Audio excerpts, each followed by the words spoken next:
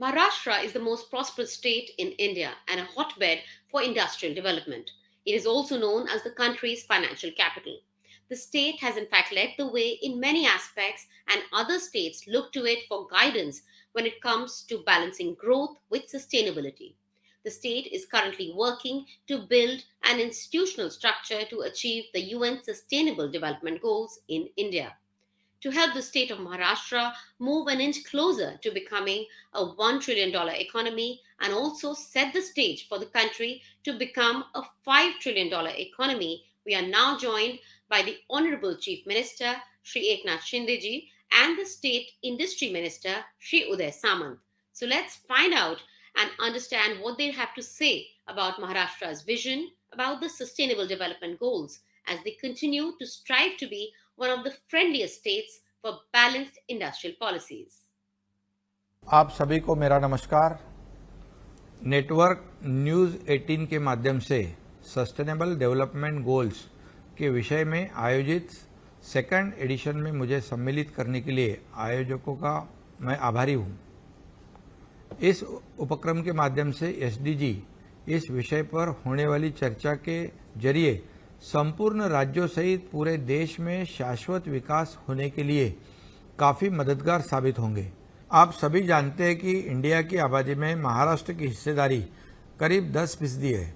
इसमें शहरी आबादी की हिस्सेदारी 45.2% है, जो राष्ट्रीय औसत के मुकाबले ज़्यादा है। अपने देश के लिए एसडीजी हासिल करने के वास्ते राज्य सरकारों के साथ पार्टनरशिप भी उतनी ही अहम है। ज़्यादातर फंक्शन जिनका एसडीजी पर असर पड़ सकता है वे संविधान के 7वें शेड्यूल के स्टेट या कंकरेंट लिस्ट में है। इससे हासिल करने में राज्य सरकारों की महत्वपूर्ण जिम्मेदारी का संकेत मिलता है। Maharashtra is one of the most prosperous states in India and it is also known as the financial capital of the country. However, priority areas for intervention for SDGs remain poverty, hunger, gender equality and sustainable cities. Maharashtra में ग्रामीण विकास के लिए SDG का क्षेत्रीय स्तर स्थानीयकरण बहुत जरूरी है। अगर समाज के अंतिम व्यक्ति तक विकास के फायदे नहीं पहुंचते हैं तो फिर यह विकास समग्र और समावेशी नहीं कहलाएगा। महाराष्ट्र में पिछले महीने में पुणे में इसी विषय पर राष्ट्रीय कार्यशाला का आयोजन किया था। एसडीजी का पंचायत राज के माध्यम से अमल में लाने के बारे में इसी कार्यशाला में विस्तृत चर्चा भी हुई थी। महाराष्ट्र सरकार और मुंबई कॉरपोरेशन में क्लाइमेट एक्शन प्लान का ऐलान किया है। इसे मुंबई क्लाइमेट एक्शन प्लान नाम दिया गया है। इसका मकसद 2050 तक कार्बन उत्सर्जन खत्म करना है। यह न सिर्फ महाराष्ट्र में बल्कि पूरे देश में सस्टेनेबल सिटीज के लिए रोड मैप बनने में पहला अहम कदम हो सकता है। मुंबई 2020 में C40 सिटीज नेटवर्क में भी शामिल हो गया था। C40 cities climate leadership group ऐसे 97 शहरों का एसोसिएशन है जो ग्रीन हाउस गैस उत्सर्जन में कमी लाकर क्लाइमेट रिस्क घटाने के लिए प्रतिबद्ध है। दुनिया का आबादी का 12वां हिस्सा और ग्लोबल ग्रॉस डोमेस्टिक प्रोडक्ट के 1/4 हिस्से का प्रतिनिधित्व यह ग्रुप करता है। हमें ईएसजी कल्चर बनाने की जरूरत है। इस बदलाव को लाने की जिम्मेदारी किसी व्यक्ति या सिर्फ सरकार की नहीं हो सकती है। बेहतर भविष्य के लिए यह सभी साझेदारों के लिए है।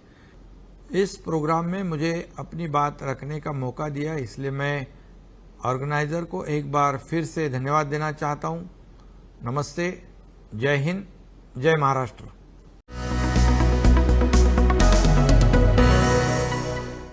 एबी इनबेव और नेटवर्क 18 ने जो इंडस्ट्री के बारे में एक प्लेटफॉर्म क्रिएट किया है उसका मैं स्वागत करता हूं और उनका अभिनंदन भी करता हूं। महाराष्ट्र राज्य ने हर बार इंडस्ट्री को सपोर्ट किया है, चाहे वो इंसेंटिव स्कीम हो, सब्सिडी स्कीम हो, हमेशा महाराष्ट्र स्टेट इंडस्ट्री के साथ रहा है। सिंगल विंडो सिस्टम रहे या मल्टी मॉडल लॉजिस्टिक पार्क अभी जो नया गडकरी साहब के नेतृत्व में आ रहे वो रहे, या अल्ट्रा मेगा प्रोजेक्ट रहे, उनको हर बार महाराष्ट्र स्टेट ने सपोर्ट किया है। बेरोजगारी जो है वो दूर करने के लिए महाराष्ट्र सरकार, महाराष्ट्र राज्य प्रयत्न कर रहा है, और उसमें हम सबको माननीय मुख्यमंत्री एकनाथ जी शिंदे और उप मुख्यमंत्री देवेंद्र जी के नेतृत्व में यश आएगा। पर्यावरण पूरक इंडस्ट्री जो है वो लाने का भी हम प्रयास कर रहे हैं। कल भी मैं चाकण, तलेगांव, दाभाडे, रांजणगांव, टीटीसी, ये जो हमारे बड़े इंडस्ट्रियल एरिया है वहाँ मैंने विज़िट की। वहाँ जो उद्योजक है, वहाँ जो इंडस्ट्रियलिस्ट है, उनको क्या प्रॉब्लम्स है वो मैंने वहाँ खुद जाके उनके साथ मीटिंग की है। इसलिए मेरे ख्याल से आपने जो ये प्लेटफॉर्म क्रिएट करके दिया है ये अच्छी बात है। मैं उसका स्वागत करता हूँ, आपका अभिनंदन करता हूँ, और ऐसे प्रोग्राम में महाराष्ट्र स्टेट आपके साथ है ये वादा भी करता हूँ।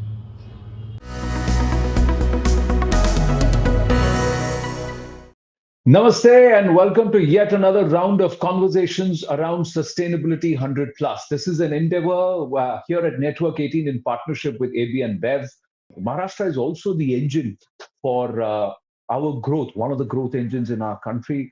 And of course, we have the financial capital of our nation, Mumbai city, and many who would call it, or Mumbaikas would call it as Amchi Mumbai. But how much is sustainability part of this entire discourse? So let's challenge some of our panelists today. Very, very august panel that we've been able to put together to have. So let me start with Shlokaji. Let me ask you this. How far are we from being a sustainability conscious nation? And especially Maharashtra, which has been the growth engine, there is a huge amount of possibilities, but there are also a huge amount of challenges. So I'd like you to take this forward. It's a huge question. Thank you for coming to me first. So look, let me just preface this by saying, half of India's populations are going to live in cities by 2050.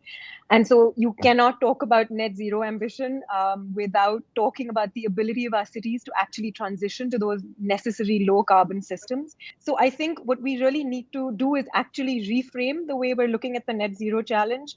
There's a lot of action today that we can take to ensure that the infrastructure is low carbon. And also, quite honestly, beyond our contribution to sustainability goals and targets, what I really want to emphasize today is that low carbon urbanization, sustainability goals, they can also provide the economic and social co-benefits that this country desperately requires. So that, low carbon strategies can spur job creation in the private sector and local government.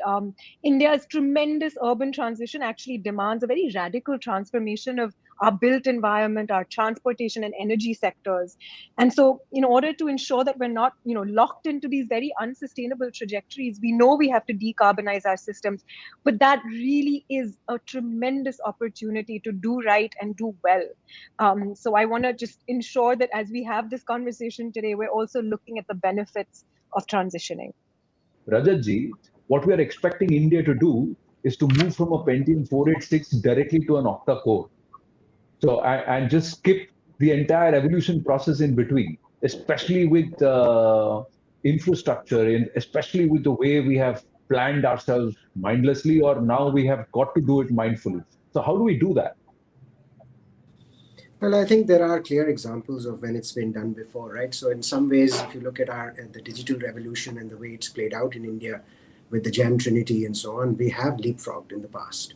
So there's no reason not to be able to do that. Let me throw some statistics to this. 75% of what India will be in 25 to 30 years is not yet been built, assuming some growth rates for the country. So when so much of our country hasn't been built, there's going to be a significant amount of investment. The question is whether this investment can be done right and can be done in a low carbon manner or not. Now, that's not to say that there aren't challenges. Technologies are not ready. Battery, for example, is not yet at the right cost. Hydrogen, which is a decarbonizing force, is not yet at the right cost. Concerns with ecology, concerns with the way the planning has been done. Is it going to put more pressure or is it going to ease? How easy is or difficult is it going to be for Pune to become net zero? Yeah. As you said, the growth is really phenomenal. If you look at the city from all angles, as you said, from the manufacturing sector, the automobile sector, the IT sector, all these are contributing to the rapid growth of the city.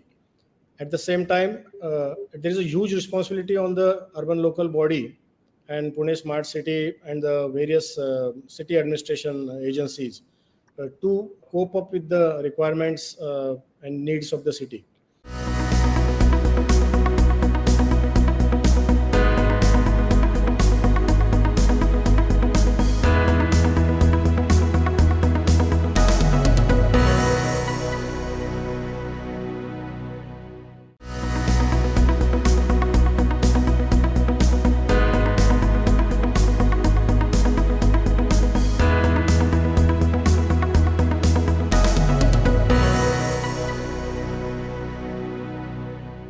Niranjanji, you are in the business of building infrastructure, building townships.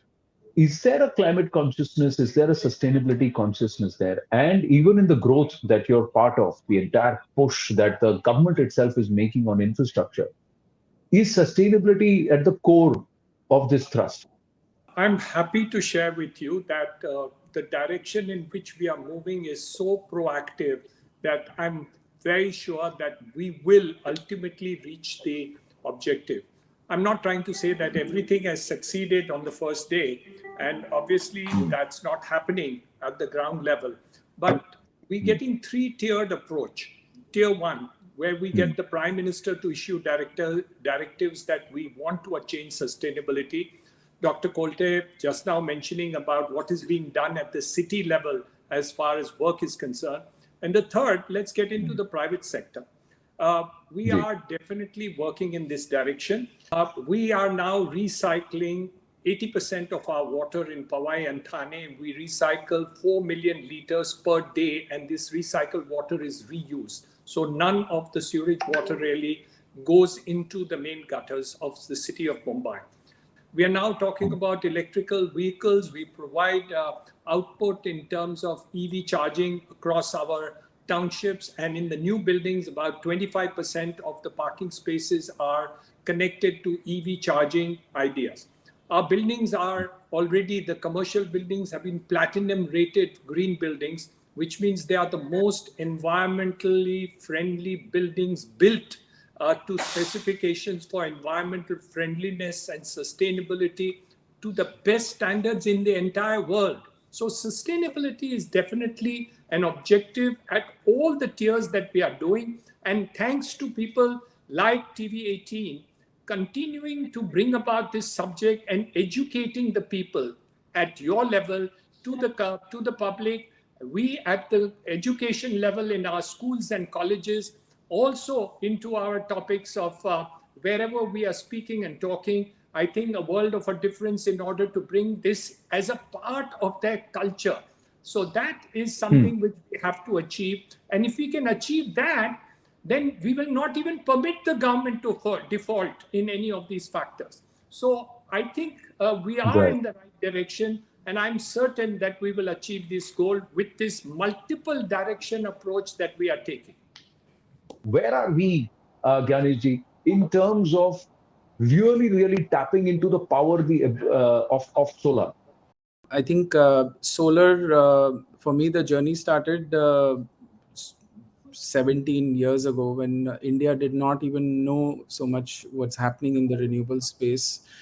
From then to now, India has done from 10 megawatt in 2010 to 59 gigawatt today. It's a huge trajectory that India has covered. And this has not been, this has been possible by a lot of effort from all aspects, whether it is government, whether it is municipal corporations, whether it is cities, with all sorts of policymakers, including corporates and industries. I feel that there has been a drastic exodus from rural to urban in the last decades, which has caused the cities to get overly populated, not being able to manage the infrastructure. Now, that's why we talk about rural vitalization, where we could, there are so many aspects like ecological friendly farming, soil conservation, energy, environment friendly energy practices, healthcare, education. If all of these aspects can be taken care of at the rural space, giving this a whole, with the lens of sustainability and ecology in mind, I think this exodus and subsequent pressure on the urban cities will come down significantly. And I think there is a great need for that dialogue, like you've currently initiated, for this to happen. And for me, solar is the last, as I said, 17 years, and another 70 probably years to go for as long as I live. But this has been a passion. It's the reason why we do what we do, and it's a large part of this conversation. So thank you for inviting me. How effective can that be as part of our sustainability model, that those who've gone back, we create an environment that they can stay there, reduce the pressure on our existing cities? So I'm saying, is AB InBev next setting up its plant or factory far away from the city, in a place where it is going to create an entire town system? I think AB InBev sets the tone with its sustainability goals. And we have 4 goals to speak about there, which is around smart agri, water stewardship, circular packaging, and climate change. Now, I'll take each one of these to try and address some of the point that you brought up. I don't think today, and the consumer of today, uh, he puts sustainability in his choices. He puts that as part of the choices that he makes. There was a recent Deloitte report that said 1 out of 5 consumers switch their brand choice because of reasons around sustainability.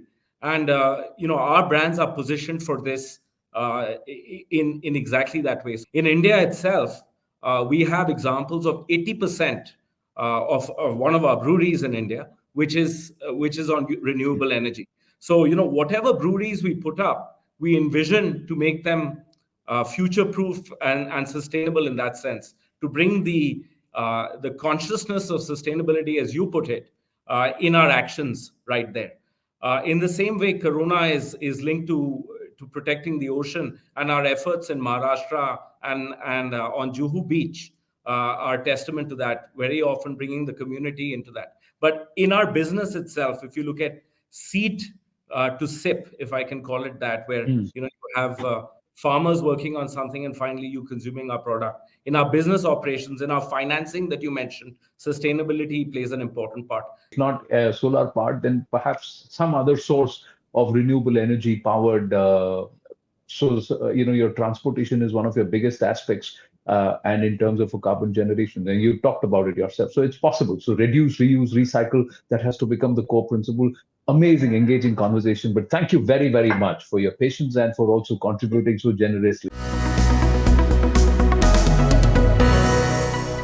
Indian industry is fully supportive of the vision of our Honourable Prime Minister for net zero by 2070, as announced at the UN Climate Conference COP26 in Glasgow. We are fortunate to have a political leadership that has seized the matter with a well-defined goal. This enabling environment is the essential first step for climate and business. Introduction of Panchamrit, that is 5 commitments to deal with the challenge of climate change. One word movement, that is LIFE, where LIFE stands for Lifestyles for Environment at COP26 Summit, are some of the pioneering measures introduced by our Honorable Prime Minister, Shri Narendra Modi. However, for India to lead and to make good on these pledges, we need Indian businesses to spur positive climate action across the business operations as well as the value chains. The actions of every single business is going to be central to the successful climate transition for India. Technology innovation and innovative financing will enable businesses to accelerate the transition. If India gets it right, we will be able to attract large investments and will also be able to garner significant market share across sectors in the world economy. Progressive move towards net zero pathways requires not only investing in new green technologies, but also proactively phasing out carbon intensive assets and addressing the impacts of the transition of workers and communities. Indian industry has taken a multi-pronged approach on climate change, focusing on key measures like positive climate action, biodiversity conservation, forestry, and land degradation neutrality, waste cycling, actions to phase out single-use plastics, natural farming, and transition to clean energy. It is already complementing government policies in this regard. Collaboration is crucial to share experiences and provide tools that medium and small enterprises need. And in this way, probably large businesses can act as accelerators in the race to zero by working with the supply chain. The increasing pressure from investors as well as consumer demand for environmentally sustainable products will create new opportunities for climate technology innovation. Startups and entrepreneurs can leverage these opportunities by bringing innovative technology to market that addresses the sustainability transition challenges of corporates. That is what the FICCI Center of Excellence for Sustainability Leadership aims to catalyze. Indian climate and clean tech startups have developed innovations in renewable energy, electric mobility, waste management, air quality, battery storage, water treatment, smart metering, alternate low carbon fuels, and many other areas that address emissions reductions and sustainability. Indian entrepreneurs can be the flag bearers of the green recovery.